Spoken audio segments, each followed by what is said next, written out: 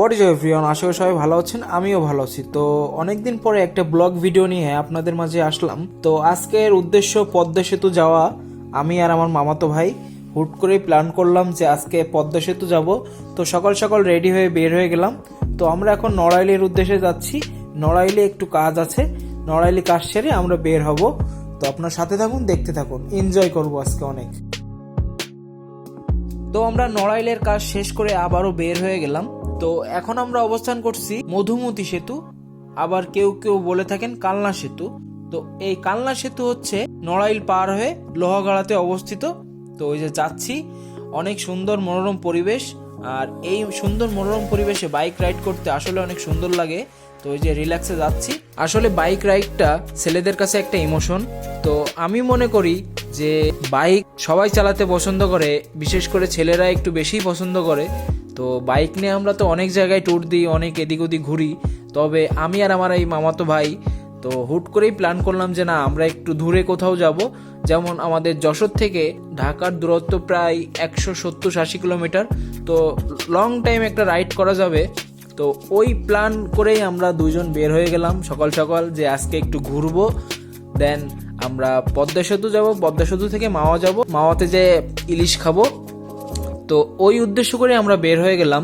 তো এই যে আমরা চলে আসছি মধুমতি সেতুর টোল প্লাজায়। তো এই যে আমরা এখন টোল দিব। এখানে বাইকের টোল হচ্ছে 20 টাকা। তো এই যে আমরা এখন টোল দিলাম।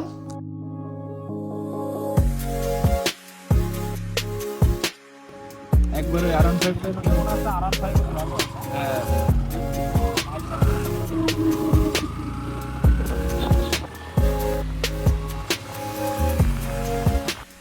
আর সব থেকে মেইন কথা হচ্ছে পদ্মা সেতুতে কখনো বাইক রাইড করা হয়নি।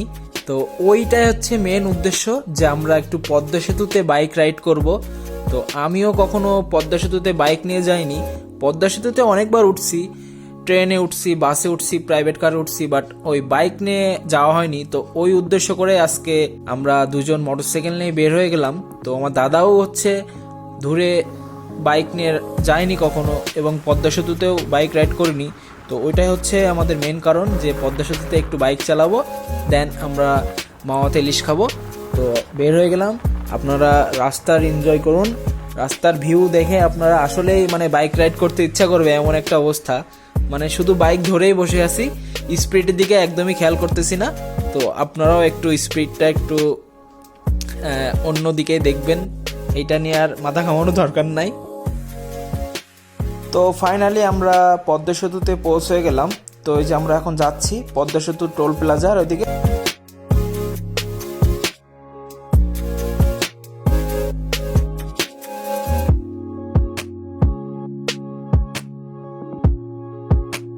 তো ফাইনালি এই যে আমরা এখন টোল দিলাম।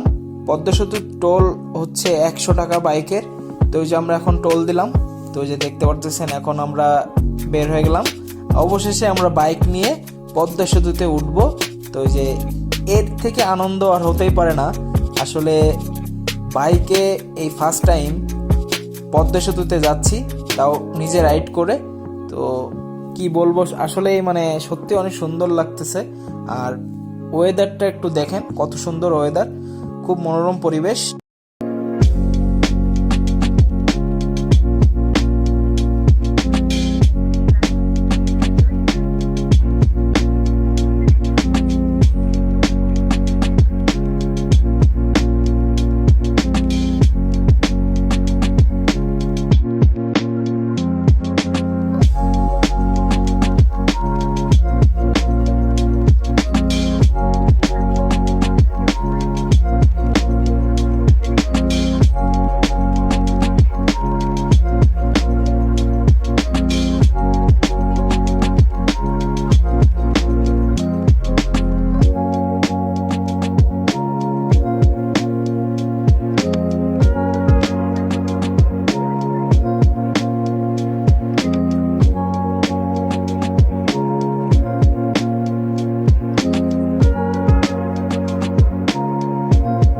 তো এই যে আমরা ঢাকা থেকে ঘোরাঘুরি শেষ করে চলে আসলাম আবার সেই মাওয়া পয়েন্টে, যেখানে ইলিশের দোকান, সব রেস্টুরেন্ট যেখানে, ওইখানে চলে আসলাম।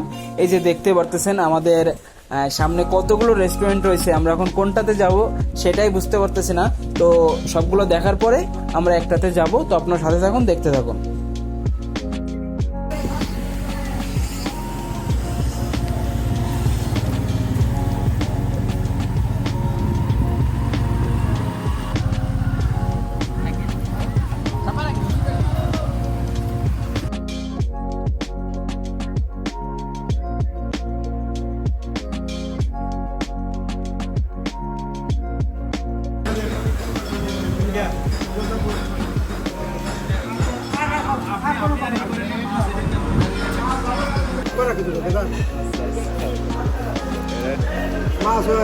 মাছ কিন্তু এটা লম্বা হয়েছে, এটা কিন্তু মাছ লম্বা হলো, মাছ খাই খাবো, মাছ ভালো।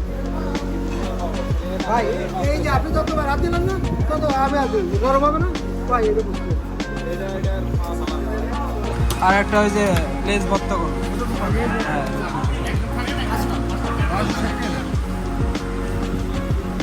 অবশেষে অনেকগুলো মাছ দেখার পরে আমাদের মাছটা চয়েস করে নিলাম আমরা। তো এই যে এখানে দেখতে পারতেছেন আমাদের মাছটা কাটার জন্য প্রস্তুতি নিচ্ছে। আমাদের মাছটার ওজন ছিল 700 থেকে 800 গ্রামের মধ্যে। তো মাছটা আসলে অনেক সুন্দর ছিল। আমাদের মাছে আর কি ডিমও ছিল, আমরা একটু ডিম পছন্দ করি, যার কারণে একটু ডিমওয়ালা মাছ নিলাম। তো মাছটা আসলে অনেক ভালো। আর এই যে এদের একটা জিনিস আমার ভালো লাগছে, যে ওই যে মাছ ভাজা তেল দিয়ে পরবর্তী মাছ ভাজবে এইরকম ওরা করে না। ওদেরকে তেল কিনে দিলে আপনার মাছটা ওই নতুন তেল দিয়েই ভেজে দেবে, ওই পুরাতন তেল দিবে না। এটা আসলে মানে স্বাস্থ্যের জন্য অনেক ভালো এবং মাছের স্বাদও আমি মনে করি যে পারফেক্টভাবে পাওয়া যাবে। তো এটা আসলে একটা ভালো দিক। আর এর সাথে আমরা নিলাম আর বেগুন ভাজা, দুইজনে দুইটা আর কি বেগুন ভাজা নিলাম। আর মাছ ভর্তা, লেজ ভর্তা তো আছেই। তো এই যে দেখতে পারতেছেন সব কিছু প্রস্তুত করা হচ্ছে। মার কারণে ভক্তা মাছটা কার ভাই একটা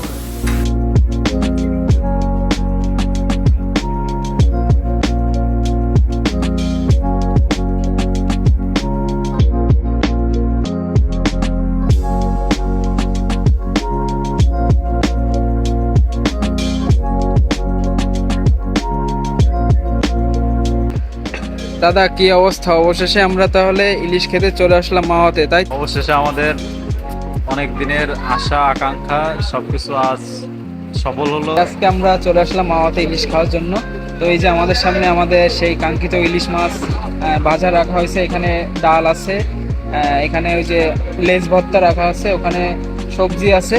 তো এই যে দেখতে পাচ্ছেন, আমরা অনেক দিন ধরে ইচ্ছা ছিল যে দুই ভাই আসবো, বাট কিছু কারণে আসতে পারিনি।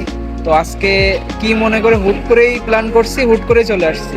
তো এইরকমই হয় যে অনেক দিন ধরে প্রোগ্রাম করার পরে কোনো প্রোগ্রামে কাজে লাগে না, কিন্তু হুট করে কোনো কিছু প্রোগ্রাম করলে অবশ্যই সেটা কাজে লাগে। তো এই যে আমরা চলে আসছি, এখন আমরা খাবো। তো দেখা যাক কেমন লাগে খেতে। তো আপনার সাথে থাকুন, দেখতে থাকুন।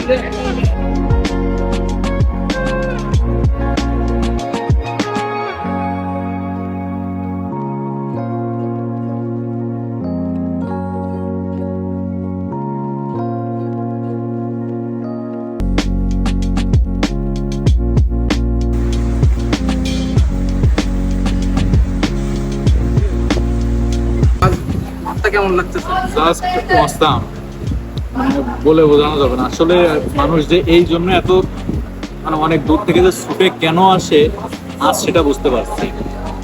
আসলে আমরা এর আগে অনেক ভিডিও দেখছি, অনেকের ব্লগ ভিডিও দেখছি, আমরা ভাবতাম যে কি কি কারণে যাই, কিন্তু আসলে যে কেন ছুটে আসে সেটা আজকে বুঝতে পারছি। মাছ মাছ খায়, মাছ গালে দিয়ে একবারে আসলে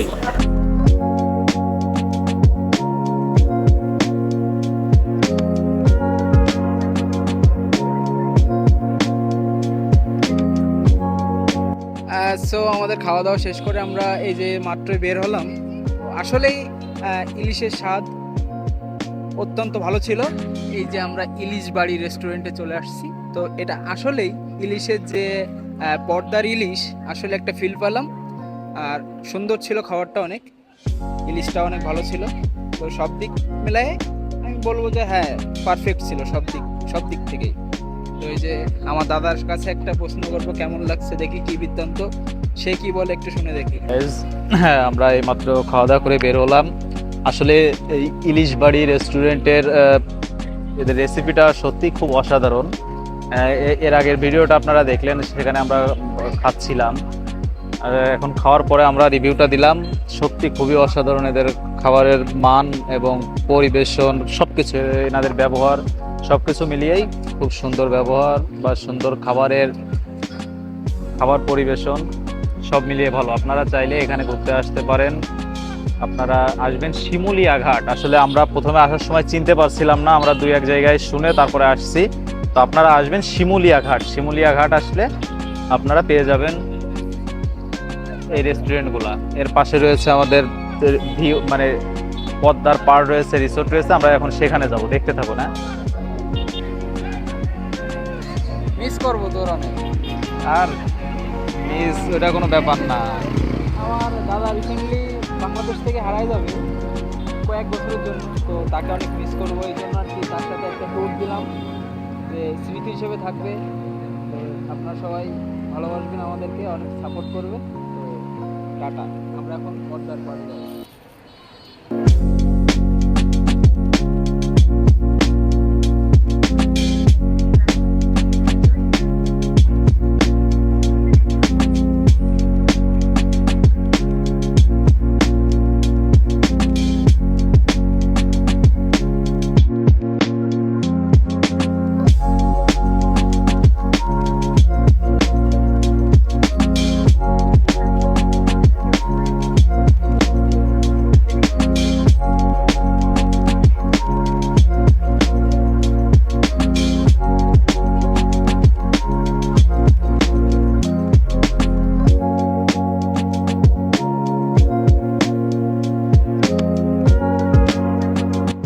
তো ফাইনালি আমাদের ঘোরাঘুরি শেষ, আমরা এখন বাসার দিকে রওনা দিচ্ছি।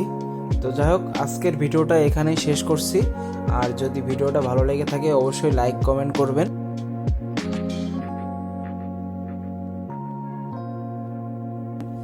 আর সব থেকে মিস করব আমি আমার দাদাকে। এই যে দেখতে পাচ্ছেন এত সুন্দর একটা ট্যুর দিলাম, মানে এক কথায় সে আমার সবসময় সাথী ছিল। তার সাথে একসাথে মিশতাম, একসাথে চলাফেরা করতাম, বাট এই যে দীর্ঘদিন তার সাথে আর মিশতে পারবো না, খুব খারাপ লাগতেছে। বাট তোকে অনেক মিস করব দাদা, এটা হচ্ছে শেষ কথা। মানে সব সময় তোর কথা মনে পড়বে, সে যেটাই করি না কেন তোর কথাই স্মরণ পড়বে আগে।